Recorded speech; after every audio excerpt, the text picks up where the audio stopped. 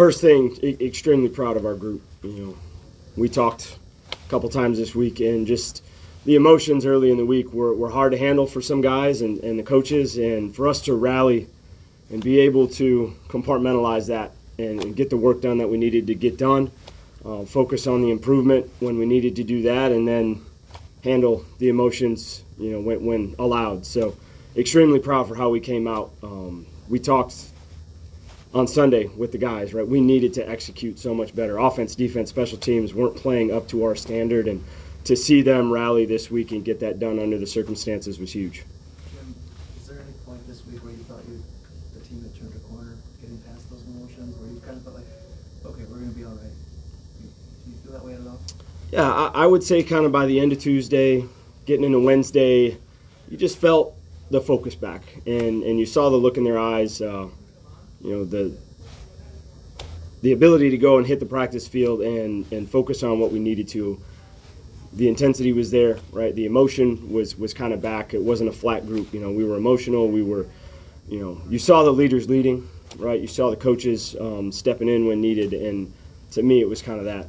Tuesday afternoon, Wednesday morning, saw a big shift in kind of where they were at mentally. Jim, after the Illinois game, when you were talking about those pass interference calls, you said your players didn't handle the adversity, the swings of momentum.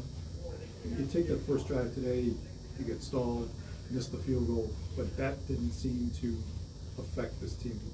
Any reason why you can pinpoint one was different? That we talked it all week. There's going to be adversity, and you have to hang in there, right? We can't have one bad thing affect the entire team consistently, and that was happening for whatever reason. Mm-hmm. And to have some success and then miss a field goal and for guys to rally, it was huge. And just you saw the energy on the sideline consistently and the focus. A lot of guys into it.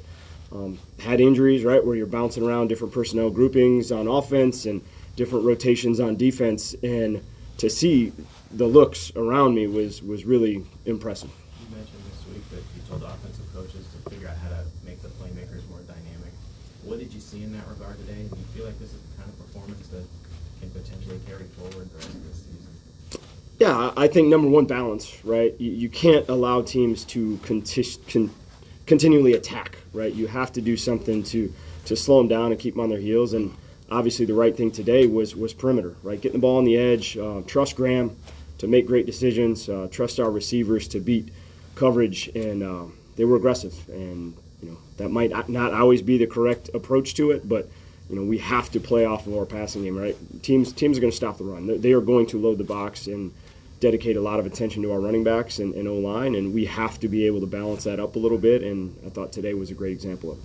Jim, you've been playing uphill on penalties and turnovers. Today, the opposite of that. Is that about aggressiveness and composure in those moments? Yeah, my challenge all week really was how can we execute, right? How well can we execute as a team? It hasn't been to our standard. Do it over and over again. And I think the guys bought into that. Do your job, and then the effort comes into play, right? I think we had some guys trying to do a little bit too much early, trying to just out-effort people rather than out-execute them, and just settle down, handle what you need to early, and then you turn it into another gear. And I thought our guys focused on that this week, and the execution was significantly higher, and the penalties didn't hurt us that much. Okay, what did the offensive coaches do with Jim DK today to get him open and do the different things that you do with a 10-catch day? Well, I think number one, you saw how aggressive their safeties were going to play, so had to take advantage of that with some of the spacing we were going to get. And Chim he's a dynamic player for this offense, and we needed to get him going. And obviously he was hot today, and him and Graham had a great connection. You made some changes with your inside linebackers with Tatum and Jake out there today. What were you looking for when you made the switch? Number one, injuries. The group that had been starting had not been healthy. Muma broke his hand, had surgery on his hand. He was going to be available, but it was just what's the right pitch count for him. And Jordan, same thing, kind of beat up throughout the course of the week and wasn't able to do much at practice. So we have a lot of confidence in that four. As you go back to fall camp and the competition and how close we continue to talk, really coming out of camp as well, how close that competition was. So we have a lot of trust in that top four, and I think Tate and Jake stepped in and did a great job for us today. Jim, it's really hard to know what someone's thinking or feeling. When you get off the bus today, we saw you get off the bus. What's going through your mind at that point? And a two-parter, is relief one of the things you're feeling right now, just to kind of move past this and go forward? Yeah, to me, there was a lot more nerves throughout the week than there was today. Game day is game day. You know, I've been a part of a lot of these, and obviously not in this role, but this is a reward.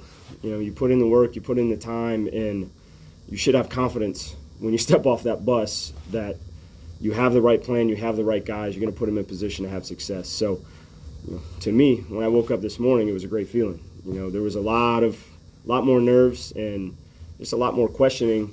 You know, certain situations and the communication, right? A lot changed, but game day is a different feel for me, and was excited that our guys came out and played as well as they did today. I know that's not always going to be the case. So to see how excited they were for me, just really can't speak on it. Last 7 years as an assistant, I'm guessing a lot of those habits aren't just going to go away overnight. What was just kind of the toughest adjustment for you today, going from being in charge of the defense to being in charge of the entire program? Number one, you're just always available, right? You're always available for the defense. You're always available for the coaches, and having to bounce back and forth and really trust the communication you had early to be able to step away.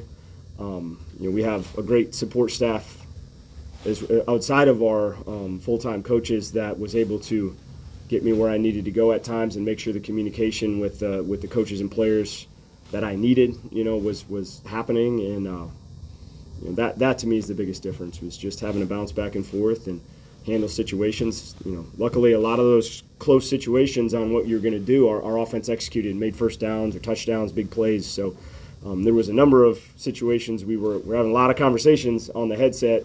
What's the right thing to do, right? Field goals, punts, go for it on fourth down. And then our offense was able to execute to handle those situations. Jim, was that your call or Bobby's to come to work the sideline today? Because obviously that's a change from the first 5 games. We just felt this week especially they needed to see his presence and be able to communicate a little bit easier with me and the guys. Whether that stays, we'll see. Obviously, having success in week one, probably the case. But you know, that was the biggest thing. Was we just wanted the players to feel our presence, right, and the confidence that we have in them, and be able to communicate face to face a little bit more. Jim, to play Graham today, he was clean, didn't get sacked, and when he did flush, he found some ways to make plays. He's one of your leaders, and he played like a leader. For sure. I mean, you have to start with the O-line. They did a great job of keeping him clean. You know, he had a lot of time.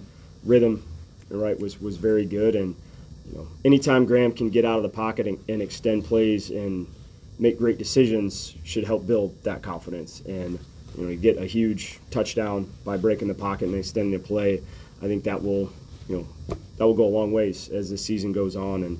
But number one, protection. You know, he was comfortable. He was confident. And play with great rhythm and timing all day. You mentioned the O-line. Are you at all surprised? You have to tweak it again, Bob did, the O-line. I think that's 5 starting lineups in 6 games now. Are you at all surprised that they played as well as they did today? Yeah, obviously it's not ideal, right? But you got to do whatever it takes, and we're trying to get the best grouping out there and find roles that they can execute consistently. And today was the cleanest that group has played, and backs ran hard, right? Quarterback played well. Tight ends, right? They're in the mix a lot with both, whether it's the run game or the protections. Obviously used Logan as an extra tight end at times today. So just trying to find the best way to help the O-line, which ultimately is going to help the entire offense. With the offensive line, was Tyler, was that his situation an injury thing, or was it something else? Yeah, he got banged up last week. So very similar to Jordan, where limited in practice, you know, what's the best for the kid, what's the best for the team. Can you get through this one?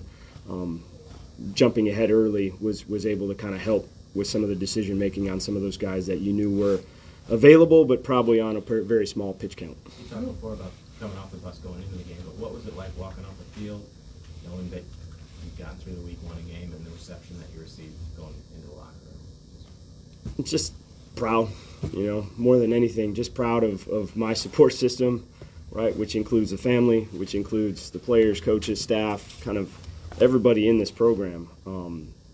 talk to the players, I feel very confident because of the confidence they're giving me and the response that the people around me are giving me. So, I mean, I feel all that, right? I feel all that, and that's the most exciting thing. You know, we're going to have bigger ones ahead.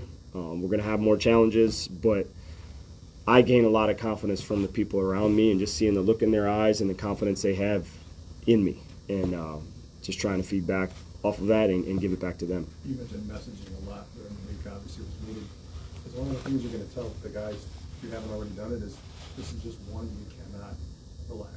You can't just get too excited. I mean, that's the very first thing that I told them. So proud of what we handled this week, dealing with the emotions, being able to focus and get a win, right? It's all about one at a time. Just get one win at a time. And obviously that's very cliche, but we can't get too far ahead of ourselves. You know, we know where we're at with our personnel and the injuries and what we have left, you know, remaining in this season. So we got to stay the course. You know, it worked this week. Hopefully that, you know, that trust, right, in the plan, trust in each other, being able to empty the tank on Saturdays and get back in there the next week knowing it might have to look different. I'm excited for that. Jim, do you have any update on Cedric and Keanu? First of all, Cedric is doing much better, right? They were very cautious, hit his head on the turf really hard, so I'm not going to say exactly what happened. I don't have the answers on some of the injuries yet, but doing much better on the field and communicating in very good spirits at this point. And Keanu, same, got nicked up. I know it was a situation where it kind of went numb a little bit, thought maybe kind of hit a nerve, got a need a knee kind of situation. So think he's going to be okay, but don't necessarily know the diagnosis at this point. Anything else for Coach?